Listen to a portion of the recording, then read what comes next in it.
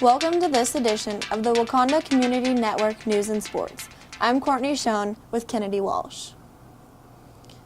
Students had a fun-filled week with several homecoming activities, including dress-up days, lunch games, and even an all-school pep rally on Friday. The Powder Puff game was on Thursday night. The fierce battle ended 0-0. Friday, all of Lakeside schools were invited to a pep rally to celebrate with the homecoming candidates, which were Kaylin Bono, Darren Darnell, Justin Underwood, Kelsey Smith, Sierra Singer, and Sage Schlafly. The night of Friday, October 4th, was not like any other previous Football Friday. This Friday night at halftime, there was a very special occasion which fired the team up. It was homecoming night. Football coach Cody Tegmeyer says, "It was by far the best effort of the season from the players." The evening ended with the homecoming dance, which was well attended, and the students had a great time. We also have a special highlight of the entire homecoming activities at the end of this newscast. One of the other activities at homecoming was a balloon release for the program called Autism Speaks. Katie Sullivan tells us about the Lakeside High School involvement. Have you ever thought what it would be like in the life of an autistic person? At the National FCCLA Conference this past summer, a few members of the Lakeside FCCLA chapter got a first-hand look at what it would be like to be autistic. The national program, Autism Speaks, caught the chapter's eye. The purpose of this program was to help the average Joe understand how an autistic person processes the world around them. The FCCLA chapter sold blue balloons at the October 4th homecoming game for $1 apiece. The balloons were filled with helium, and the helium was donated to the chapter by Miller Hardware. The balloons were released at kickoff, and all proceeds made from selling the balloons went to autism awareness. I'm Katie Sullivan for the Waconda Community Network News. Some old friends have turned over a business to new friends. Sierra Singer has this story. If you ever needed some delicious smoked meat, wanted to hang out for a while, or needed a good laugh, Lakeside Convenience was the place for you to go. Located on Highway 24 about a mile outside of Glen Elder, this has been the local hangout spot for the past 4 years.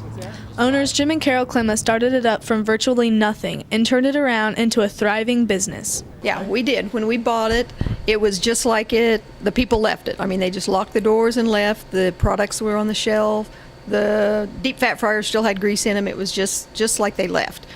And we had that to deal with, plus the fact that we didn't know anything about this type of business. We had never even, truthfully, I had probably only been in this business once or twice since we had lived in Beloit. We just had no reason to come over here. So, yeah, we just came into a whole new thing. We didn't know what we were doing. After a lot of hard work and years of customer service experience, Jim and Carol made this the favorite hangout spot for people from all around. We just tried to make it a place that people would like to come to, have some fun. The services we offered we thought were needed. That's really one of the reasons we opened it. We could see that it needed to be here. You know, when it sat here empty and you drive by, it was like, that place needs to be there. It needs, this community needs it. And no, we just tried to do the things we thought they needed around here. They needed the bait things. They needed a place to get gas. Needed a place they could get a loaf of bread. But they just needed a place kind of to hang out. I mean, a lot of people just come in here just to see what's going on. You know, they want to know what's going on in the community. We knew a lot of stuff as soon as it happened. What? Oh, that'd be good. Jim and Carol recently sold the business to Esben natives Tim and Laura Benoit. Their daughter, Kelly, will be the manager. She tells us about some of the changes they plan to make. Well, I think they're going to add a barbecue restaurant, and by I know they're going to add a barbecue restaurant. And then, I don't know, we'll see. There's going to be a little bit of changes here and there. People are going to notice a lot of construction going on, so just beware for that. Okay. They will open the doors for business October 2nd. Sierra Singer, Waconda Community Network News. The local sorority, Nu Alpha, continues with the tradition to help the local classrooms. Aaron Dose tells us this story. A shortage for money is making it harder for schools to provide quality education. Nu Alpha sorority has taken action to help provide needed items in district classrooms. The program is called Web of Wishes. Sorority member Christina Graded explains the program. Well, this project has kind of stemmed from a grant that we did last year for the schools, teachers. We wanted to come up with a way that we could help more than one teacher. We wanted to spread the wealth and help all of the teachers. This year is the first year for the Web of Wishes program. Gradig said the program is designed to help teachers meet their classroom needs. I think what we're looking for is to get the community involved with the school and keep the teachers feeling like that there's a relationship with the community and support from the community, that we're not just looking for things from the district, but sometimes budget restraints, all that good stuff. You know, we can't always get what we need, so teachers are spending the extra out of their own pockets. So just to get a little community support, parents, that kind of thing. If you're interested in participating in the program, simply go to Corner Drug and Gift. The helpful attendants will have all the information for you. If you want to be involved with the Web of Wishes, come on down to Corner Drug. There's a big spider web in the window, has all the spiders showing. You can look at the spiders, look through what you think you might want to help with. There are wishes from teachers that range from very inexpensive to higher priced items. They're very visible. You can see what you're picking if you choose to pick a spider. The web will be up through the month of October, and if you choose to take a spider, you pick your item, bring it back to the Halloween parade at the end of the month during Moonlight Madness, and we will take care of delivering the wishes to the teachers and get them where they need to be. Reporting for Waconda Community Network News, I'm Aaron Dose. There is a cat in Tipton that is the talk of the town. Alex Katsianis tells us about Tipton's top cat.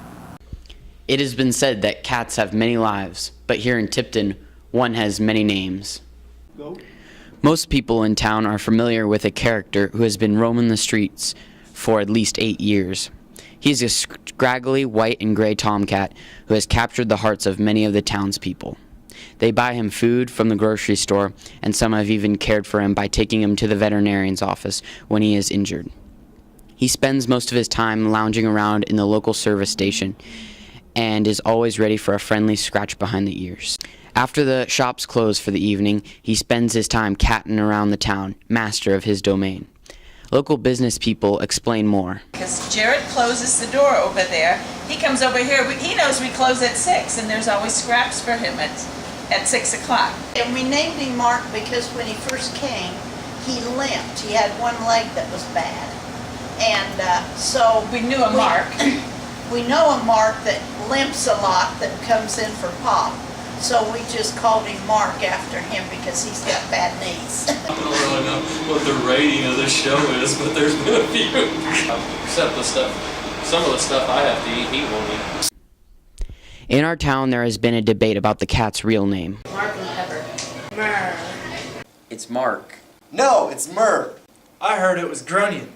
I just always called it Cat. It's Pickle. And then there's some who frankly just don't care. Meow. I don't know. Because of this indecisiveness, our team of reporters decided to settle this matter once and for all. It was agreed that the cat should choose his perfect name.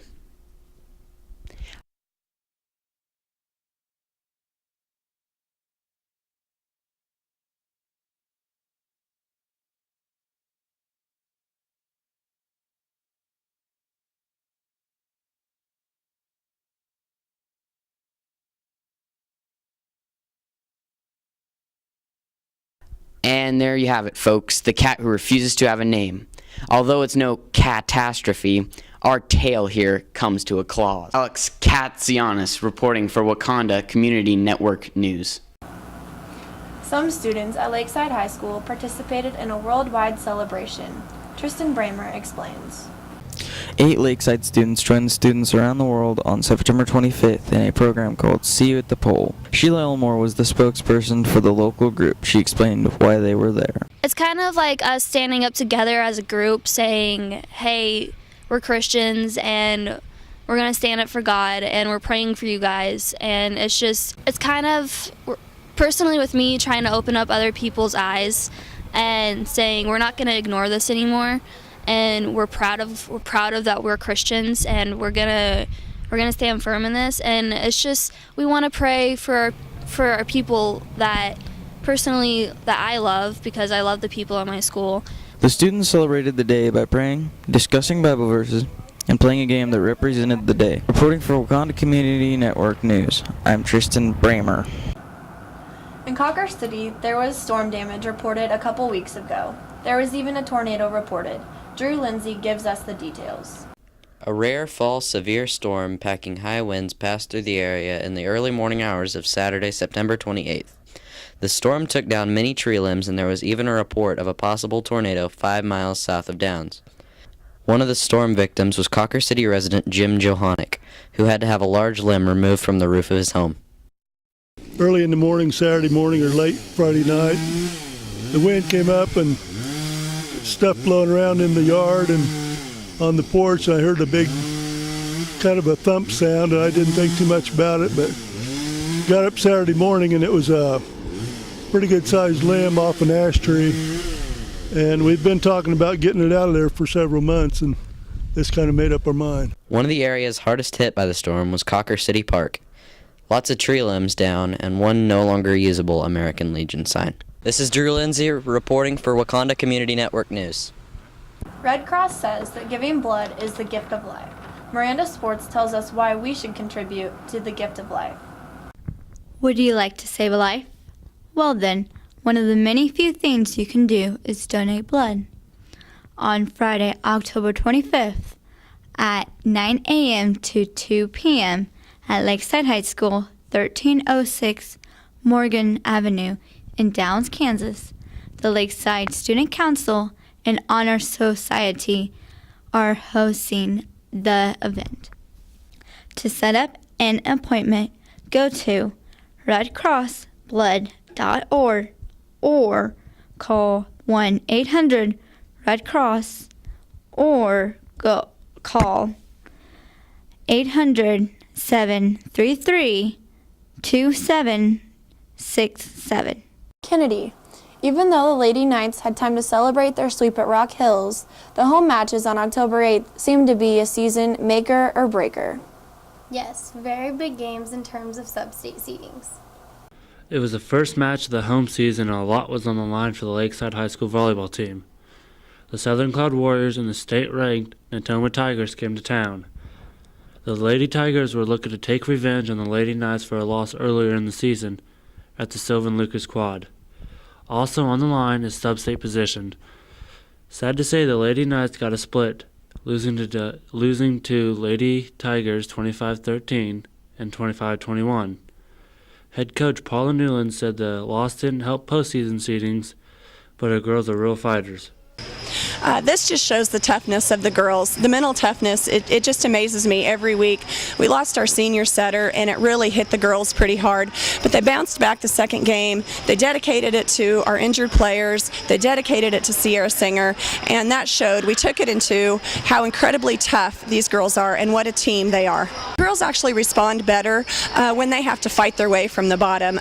They love being the underdogs. They love to fight the good fight. So I'm not worried about postseason. We have a few things that we need to clean up a little bit, but we're going to get Carity Store ready to go for every game. We're going to fight, and I'm very excited about our postseason matches. Lady Knights knocked off Southern Cloud 25-21 and 25-18 in the second match. Coming up for the Lady Knights is a quad at Mountainville. Following that is the Northern Playing League tournament.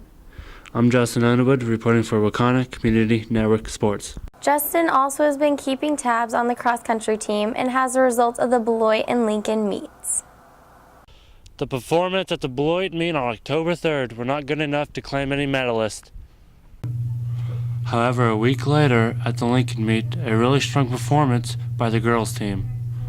Freshman Jessica LaRock placed fourth with the time of 19 minutes and 12 seconds. Overall, the girls team placed second to host Lincoln. Sheila Elmore placed 12th, Aaron Brown placed 14th, and Paige Stanfield placed 15th, and Cheyenne Harding placed 24th.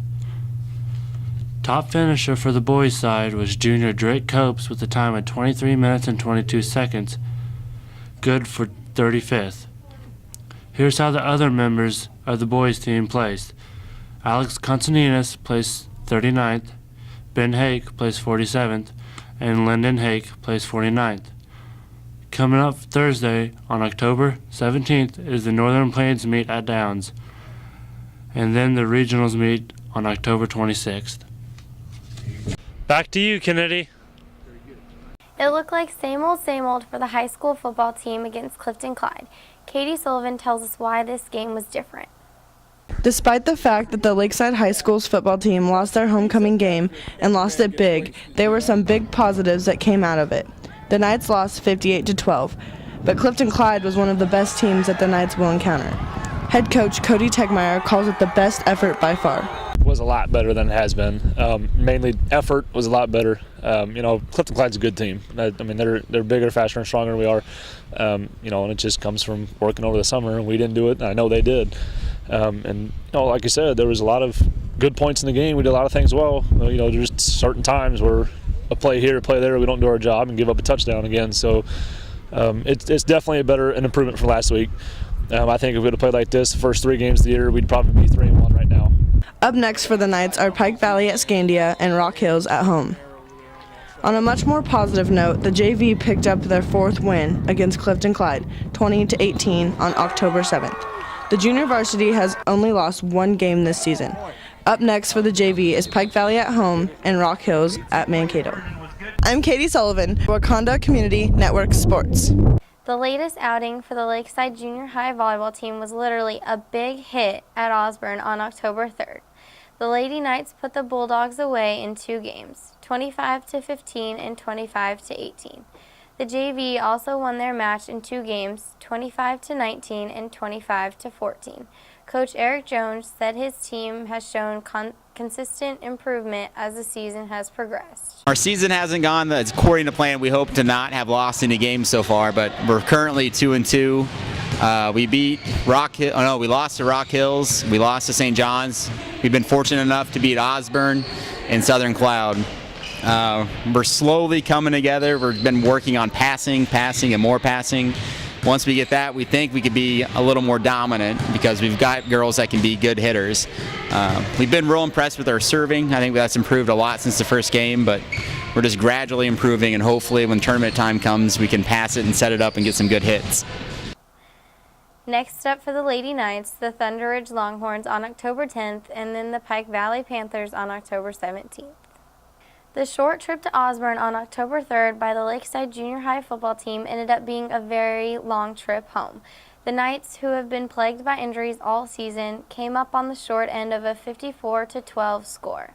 The loss to the Bulldogs drops the Knights' record to 1-3. Just 2 games left to go in the season, Thunder Ridge October 10th and Pike Valley October 17th. Both games will be played in Glenelder. Thank you, Kennedy. As promised, the highlights of Homecoming 2013.